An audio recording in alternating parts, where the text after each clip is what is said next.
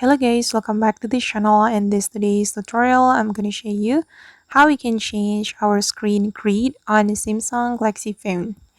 Alright guys, first of all, you can go to your home screen, then you can tap and hold on any empty area of your home screen and the screen will look like this, and you have to choose the settings option.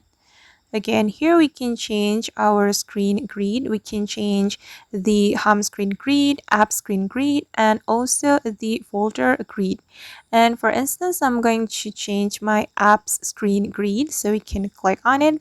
Then we can select the layout right here.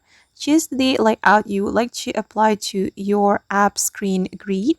Then I'm going to try it one by one like this. Okay, and I'm gonna go with this layout. Then we can click on done after we're done selecting the layout.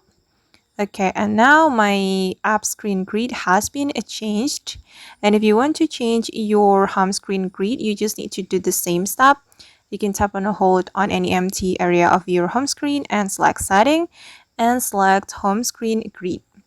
And I'm gonna go with this one and click on done. Alright guys, and that's how we can change our screen grid on Samsung Galaxy phone. I hope this tutorial will be useful for you. Thank you so much for watching and see you on the next video.